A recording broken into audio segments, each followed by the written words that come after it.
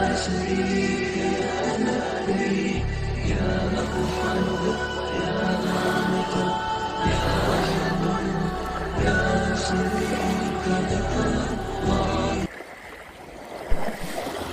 مالک رضی اللہ تعالیٰ عنہ کو چور پڑ گیا، صحابی ہیں، طائف سے آ رہے تھے، راستے میں چور پڑ گیا،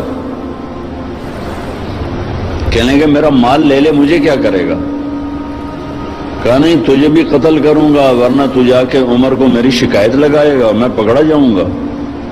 کہنے کہ پھر 2 رکعت تو پڑھنے دے، آخری نماز کب پڑھ لے، نماز سے کیا ہوتا ہے، نماز سے کیا ہوتا ہے؟ نماز پڑھی، 2 نفل پڑھے، یا ودود یا ذا العرش المجید یا فعال لما یرید۔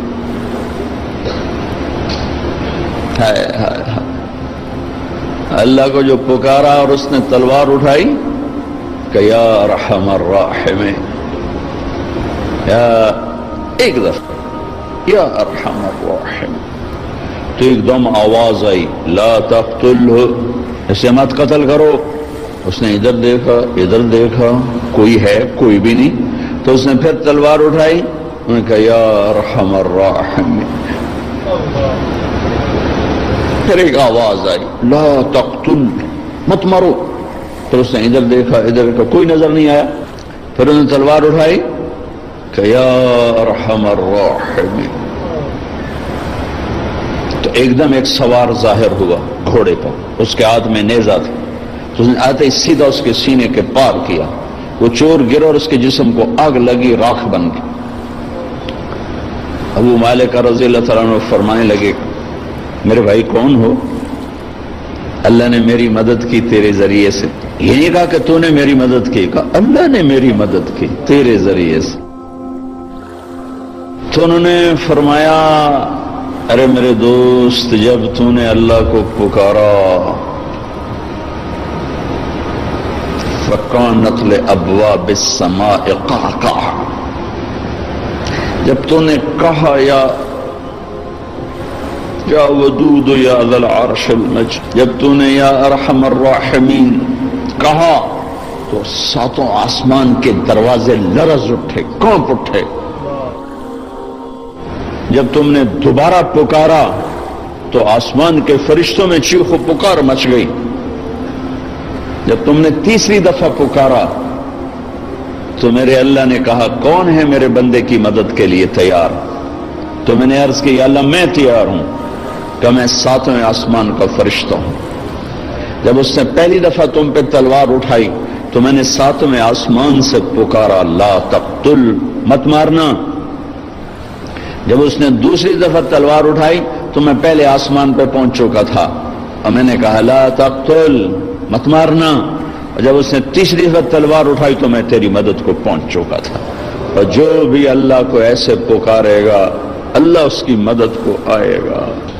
ایک آدمی نے دروازے کھلوا لیے، 50 لاکھ آدمی دروازے کیوں نہیں کھل رہے؟ او بھائیو، ایک ہو پکارنے والا، عرش ہل جاتا ہے۔ یہاں 1 کروڑ پکار رہے ہیں،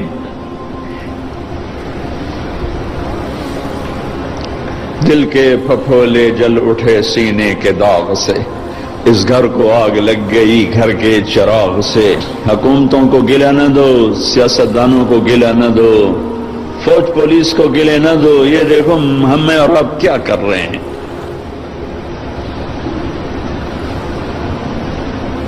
90% پاکستانی نماز نہیں پڑھتے، پاکستانی جھوٹ بولتے ہیں، دھوکہ دیتے ہیں، فراڈ کرتے۔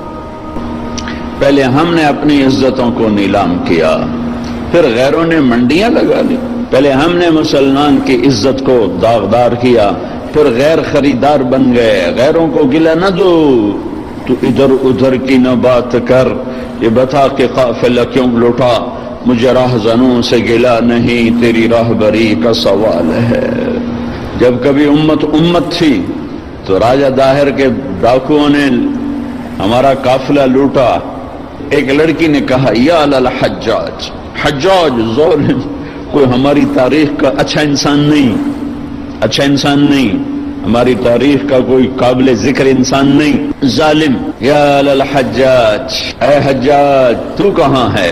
بصرے کا، عراق کا گورنر تھا، چند لوگ جان بچا کے بھاگ نکلے تھے، وہ پہنچے تو انہوں نے حجاج سے کہا کہ ایک لڑکی نے یوں پکارا تھا، تو وہ کھڑا ہو گیا کہ لبیک یا اختی، لبیک یا اختی، لبیک یا اختی، میری بہن حجاج حاضر ہے، حجاج حاضر ہے، حجاج حاضر ہے۔ آپس میں عزتیں محفوظ تھیں، غیروں نے عزت پہ ڈاکہ ڈالا تھا، تو ایک بدماش کھڑا ہو گیا، کوئی تاریخ کا اچھا انسان نہیں ہے، بدماش، بنو امیہ کا چھوڑا ہوا بدماش تھا۔ عبد الملک ابن مروان تو مر چکا تھا، ولید اسی نے اس کو مسلط کیا تھا، اور وہ ولید کا زمانہ تھا۔ ایک لڑکی کی پکار پر اس نے قسم اٹھائی، نہ چارپائی پہ سوؤں گا، نہ بیوی کے قریب جاؤں گا جب تک اس بچی کے میں آواز کو نہیں پہنچوں گا۔ یہاں موبائل پہ قتل ہو رہے ہیں، کون قتل کر رہا ہے؟ حکومت کا کیا قصور ہے؟ حکومت کتنے سپاہی کھڑے کرے؟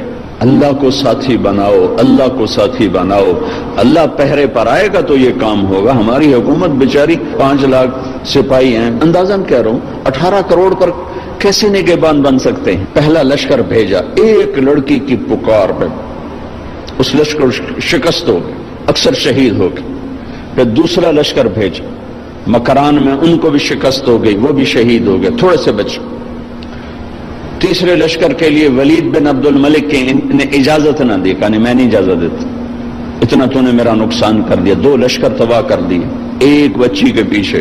حجاج نے کہا کہ مجھے برائے مہربانی اس دفعہ آپ اجازت دے دیں، جتنا خرچہ میں خزانے سے لوں گا اس سے دگنا میں خزانے میں واپس کروں گا۔ تو پھر دوبارہ 4000 کا لشکر تیار کیا، اور محمد بن قاسم اپنے بھتیجے کو امیر بنایا، 17 سال کا نوجوان، اور اس کو روانہ کیا، اور اللہ نے اس کے ذریعے سے محمد بن قاسم میرے ضلع ملتان تک داخل ہوا، 92 ہجری میں ملتان میں داخل ہوا، اور مکران سے ملتان تک 1 لاکھ انسانوں نے کلمہ پڑھا، اس کے خلوص پر، اس کے اخلاق پر، اس کے ایمان پر۔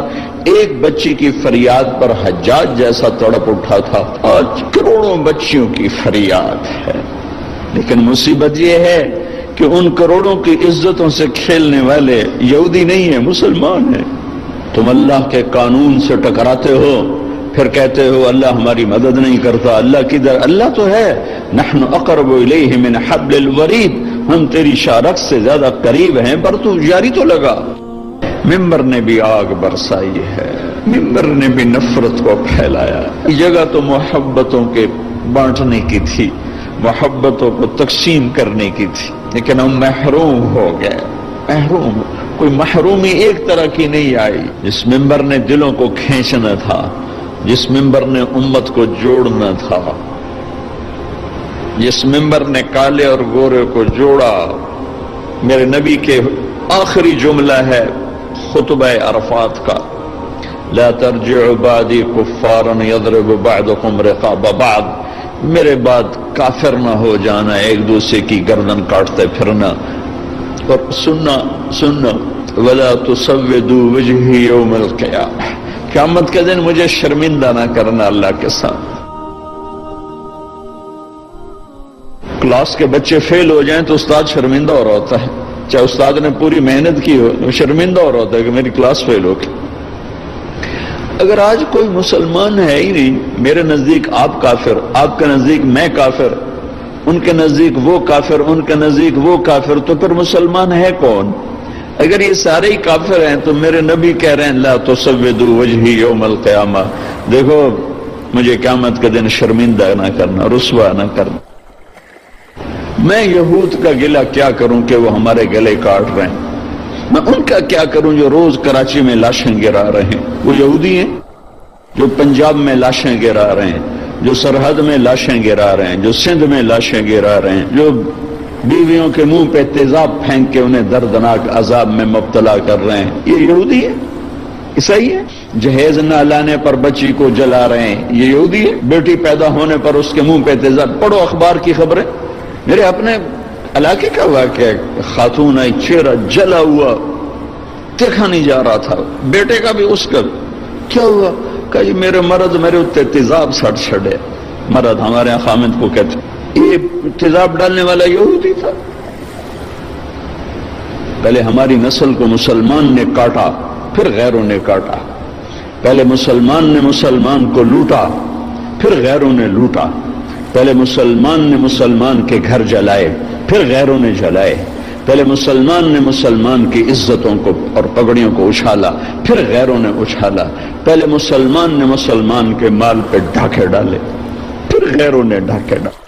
پہلے مسلمان نے مسلمانوں کے بچے ذبح کیے، معصوم بچے اٹھا کے ذبح کر کے گلی میں پھینک جاتے ہیں، بوریوں میں بند کر کے پھینک جاتے ہیں۔ یہ اسرائیل کے یہودی ہیں؟ کون ہیں؟ کہاں سے آئے ہیں؟ حرم شریف کے اندر جیبیں کاٹتے ہیں، عیسائی ہیں، سکھ ہیں، سارے شہروں میں عزتیں نیلام ہیں۔ یہ اڈے کون چلا رہا ہے؟ یہ شراب کے اڈے، یہ زنا کے اڈے کون چلا رہا ہے؟ یا ایھا الذین آمنوا انما الخمر والمیسر والازلام والانصاب رجس من عمل الشیطان فاجتنبوه لعلکم تفلحون انما يريد الشیطان ان یوقع بینکم العداوة والبغضاء في الخمر والمیسر ویصدکم عن ذکر اللہ وعن الصلاة فهل انتم منتهون۔ میرا رب تو یوں کہہ رہا ہے کہ اے ایمان والو، شراب اور جوا یہ شیطانی عمل ہے، اس کو چھوڑ دو، اس سے دور چلے جاؤ، کہ جہاں شراب اور جوا ہوگا وہاں عداوت بھی آئے گی، بغض بھی آئے گا، قتل و غارت بھی ہوگا۔ میرے بھائیو،